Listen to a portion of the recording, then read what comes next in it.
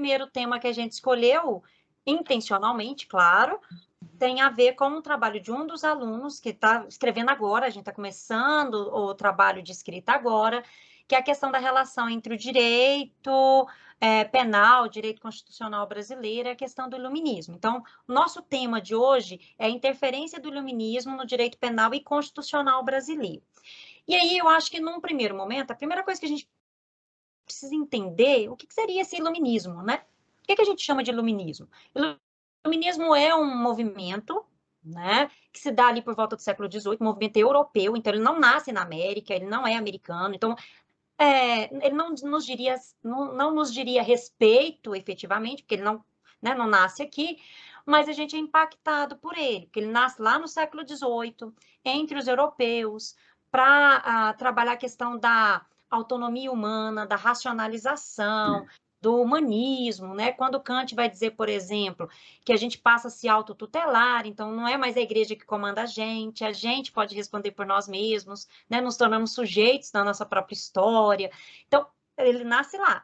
Mas quando a gente é invadido pelo mundo europeu no processo de colonização, e mesmo mais tardiamente no processo de construção do Estado Nacional aqui nas Américas, o iluminismo vem e nos impacta diretamente, né, na constituição do próprio Estado. Então, quando a gente fala em discutir a influência do iluminismo no direito penal e no direito constitucional, a gente está falando muito mais do que isso. A gente está falando em discutir qual é a influência do iluminismo na própria Constituição do Estado brasileiro, porque a gente está falando a partir do nosso local de fala. Nosso local de fala é aqui, Brasil, 2022, século XXI, como é que isso se dá até hoje. Vou passar a palavra para a professora Débora, porque ela vai levantar alguns pontos para a gente, eu mais o Santo, poder dar nossos pitacos e poder discutir. Vamos lá, Débora. E eu gostaria de aproveitar esse link que a professora Ludmila trouxe para vocês sobre o conceito de iluminismo, o lugar histórico que o iluminismo teve na nossa relação da construção do Estado Democrático de Direito, e esse foi o fundamento principal do iluminismo, trazer uma ruptura, né, com o absolutismo monárquico, com aquele sistema, né, que prevaleceu até o século XVIII, na verdade, em alguns países até o século XVII, e a Revolução Francesa, em 1789, ela trouxe essa ruptura, essa primeira situação de conflito com os ideais que nós estudamos desde o ensino fundamental, liberdade, igualdade, fraternidade, mas isso para o contexto jurídico da nossa Constituição Federal, da construção da nossa Constituição Federal, por interferência, obviamente, do colonialismo, como a professora Ludmila bem apresentou, ela tem uma relação muito forte. Por quê? Porque os ideais de liberdade, igualdade e fraternidade, eles entraram também na discussão da culpabilidade, na discussão da pena, na discussão de quem era o preso. E o preso, né, no iluminismo, ele passa a ser não apenas o inimigo do Estado, não, ele perde essa situação de hostis judicatis, ele passa a ser, então, um cidadão que está sujeito a ser, né, investigado por um processo acusatório, e essa situação, então, de trazer o preso como uma situação de presunção de inocência, isso foi mantido no século XIX, entrou no contexto da nossa Constituição, no século XX, obviamente também teve uma interferência muito grande do constitucionalismo, da questão das limitações do Estado, teve uma interferência do positivismo, né, de Hans Kelsen, da visão do constitucionalismo social de Ferdinand Lassalle, evidenciando a importância dessa presunção de inocência, que hoje existe na nossa Constituição Federal. O professor Sandro vai falar um pouco sobre isso, no artigo 5º, inciso 57 da Constituição Federal, que fala sobre a presunção de inocência, e também isso trouxe uma interferência para o nosso Código de Processo Penal. Então, eu vou fazer só um acréscimo aí no que a professora Ludmila falou, né, do posicionamento do iluminismo. O iluminismo, junto com a reforma protestante, as grandes navegações e o mercantilismo. Esses quatro pilares, eles que fazem a transformação da Idade Média para a Idade Moderna, né? Então, o iluminismo é um dos, né, pilares dessa transformação da nossa sociedade, que, dentro agora do iluminismo propriamente dito, antigamente, né, muitas das coisas eram explicadas por questões mitológicas, de magia, né? E aí o iluminismo ele vem a começar a contestar isso, né? Alguns que tentam contestar isso de forma mais eficaz são queimados, inclusive, né? Na hora que começa a contestar esses dogmas até então impostos, então vem um pensamento iluminista, justamente o termo iluminismo é de jogar a luz às trevas, a Idade das Trevas é conhecida a Idade Média, né? Então, o iluminismo vem assim, né? Trazer luz, e aí, dentro do direito, olha que interessante, porque o iluminismo ele começa não no direito, ele começa nas ciências duras ou nas ciências do corpo, né? As ciências na física, na biologia, na química, e o pessoal começa a estudar física e as leis de Newton, e tem a química, e tem a ciência, né? Começa a não responder às coisas com magia e com histórias e começa a comprovar cientificamente os fenômenos do mundo, e o direito olha para isso e pensa, nossa, eu também quero me entender, né, a sociedade, aí não só o direito, né, porque o direito ainda está muito embrionário, aí vem a sociologia, a filosofia, né, aí as ciências do espírito, as ciências brandas, né, ciências sociais, vamos dizer assim, elas também começam a se propor a pensar, né, o que é o direito, o que é a justiça, o que é o Estado, e assim evolui o pensamento iluminista, e essa evolução nós temos aí ao longo da história vários grandes pensadores que deixaram aí as suas obras, e essas obras elas vêm refletindo até hoje. E uma coisa que eu acho interessante, que eu queria fazer um ponto aqui, que queria saber se o professor Ludmila e a professora Débora concordam comigo, é que o iluminismo, a posição iluminista, ela só pode ser avaliada no contexto histórico, olhando para o passado. Hoje, no presente, eu não posso ter a pretensão de ser iluminista. Olha, gente, eu né, sou mais inteligente que todos, vou dar a vocês a luz. Porque só o futuro vai me dizer se eu, de fato, estava dando a luz, essa pessoa era, de fato, um iluminista para aquela época, porque ou então ele era só mais um dentro do sistema fazendo aquela roda girar. E, infelizmente, nós temos o nosso Supremo Tribunal Federal, até em alguns votos, exemplificando o papel iluminista da corte. Gente, isso, na minha opinião, é de uma pretensão, de uma arrogância que não tem fundamento, né, com o que é o iluminismo verdadeiramente, aqueles que foram testados e provados pela história. Hoje, eu, professor Sandro e professora Débora, vamos conversar de um assunto que eu acho bastante interessante, histórico, na verdade, né, e bastante interessante também por isso, que é a questão da roda dos expostos. E aí, eu acho que a primeira pergunta que eu já vou fazer para a professora Débora logo de cara, para ela já começar a falar, é: o que é esse negócio chamado roda dos expostos, professora Débora? Explica aí para o pessoal. Bom dia, boa tarde, boa noite, boa madrugada. A hora que vocês se sentirem confortáveis para assistir essa nossa videoaula sobre temas interessantes do direito, da antropologia, da sociologia, da interdisciplinariedade entre essas ciências, né? Pois bem, nossa aluna do grupo de pesquisa do Goiás está escrevendo sobre a roda dos expostos, que foi algo que persistiu não apenas no Brasil, mas em várias outras civilizações no início da Idade Média e persistiu até o século XIX. No Brasil, infelizmente, até o século XX, né? E era uma forma do governo, era uma política pública do governo controlar a existência de crianças abandonadas.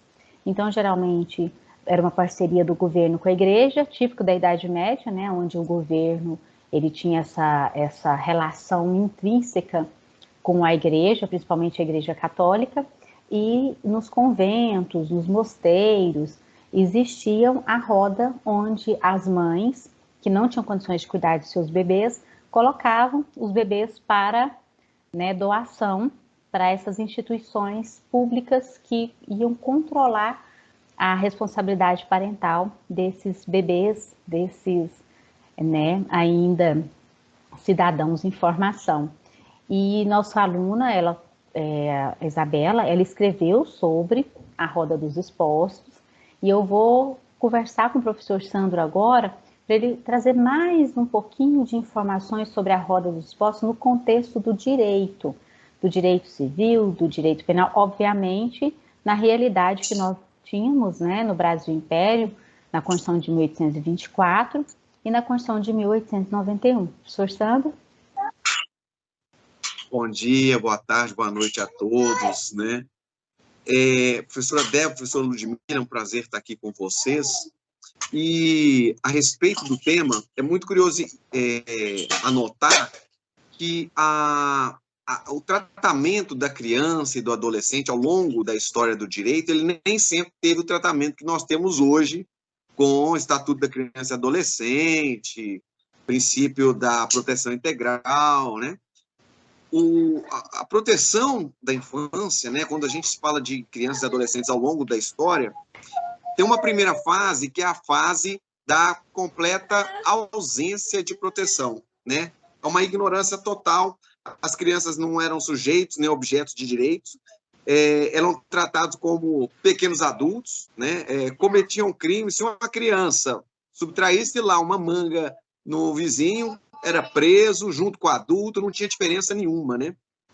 Inclusive, a criança, ela era vista nas famílias, sobretudo de quem era pobre, né? De quem não era aristocrata, como um peso, né? Uma boca a mais para se alimentar. Então, eram vendidas, eram negociadas, né?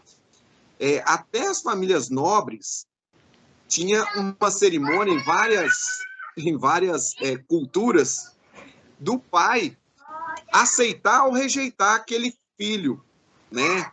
Então, lá em Roma, tinha a cerimônia. Se quando o filho nascesse, o pai pegasse no colo, esse filho era aceito e integrava aquela família. Se o pai rejeitasse, esse filho poderia ser vendido como escravo. E aí, né, pensando nesse tempo, onde que as pessoas livres e eram escravas. Então, as crianças, filhas de escravos, tinham os mesmos direitos do pai, né? Também eram escravizadas. E até os que eram livres, elas poderiam ser negociadas. E essa fase da absoluta indiferença, nessa primeira fase, ela perdurou aí durante bastante tempo. Houve um pequeno incremento na proteção que foi numa segunda fase, que começou-se a utilizar um pouco do direito penal, do direito penal, algumas regras protetivas para dar uma inimputabilidade a crianças a partir de 6 anos. Isso nas ordenações manuelinas. E depois nós temos, então, um terceiro momento, que é o momento da proteção da situação irregular, né? O que é o momento da situação irregular? Só era objeto de proteção, só era sujeito de proteção a criança ou adolescente que estivesse em situação irregular. E quais eram as crianças em situação irregular? As que cometiam delitos, ditas delinquentes, e aquelas abandonadas. Então, as crianças em situação irregular eram as que cometiam delitos e as delinquentes. E só agora, em 1988, a Constituição, que a gente vem com a proteção integral para todas as crianças. Elas deixam de ser objeto do direito para ser sujeitos de direito. Então, tem toda essa escalada, né? Toda essa progressão na atuação jurídica, né? Dos direitos da criança e do adolescente. E a roda dos expostos lá naquele primeiro momento da absoluta indiferença, onde muito mais baseado na filantropia da igreja do que efetivamente no direito, que as crianças eram colocadas, né, lá na igreja para prestar serviços, né, sem essas garantias de direitos que a gente tem hoje. Bom dia, boa tarde, boa noite, boa madrugada a todos que estão acompanhando o nosso canal. É sempre uma satisfação estar aqui com a professora Débora, a professora Ludmila. Esses nossos encontros que a gente relembra, né, algumas discussões do grupo de pesquisa de direitos humanos lá da Unigoiás. E hoje nós vamos falar sobre o trabalho, né, do Vinícius, né, do aluno Vinícius Crossara, um trabalho que, a mim, ele é especialmente mais caro, e eu né, tenho um carinho até especial por ele, porque eu fui um dos que deu a ideia, né, que fiquei estimulando bastante, e o trabalho dele, né, o artigo dele é sobre o surgimento das organizações criminosas no Brasil e os impactos da lei 12.850 de 2013. Aqui está danado, né? Tem que trabalhar. E o trabalho dele é muito interessante. Por quê? Ele, primeiramente, ele traz um histórico, não só das organizações criminosas do Brasil, mas as organizações criminosas do mundo inteiro. Ele traz ali a tríade chinesa, Yakuza, a máfia italiana. Ele traz um contexto histórico das organizações criminosas pelo mundo e depois vem trazendo aqui sobre as nossas mais famosas, né? PCC, Comando Vermelho, até fala um pouco do Família do Norte e da ADE, e ele faz o cotejo da nossa evolução legislativa, que nós, aqui no Brasil, não havia uma lei sobre organizações criminosas, havia, mas não definia qual que era o tipo penal, né? Só definia, mas não tipificava, não criminalizava. E aí, a Lei 12.850, a Lei das Organizações Criminosas, veio tipificando o crime de organização criminosa, trazendo uma tutela jurídica adequada, tanto que é após 2013 que o combate à criminalidade organizada ganha mais estatura, mais musculatura. Né?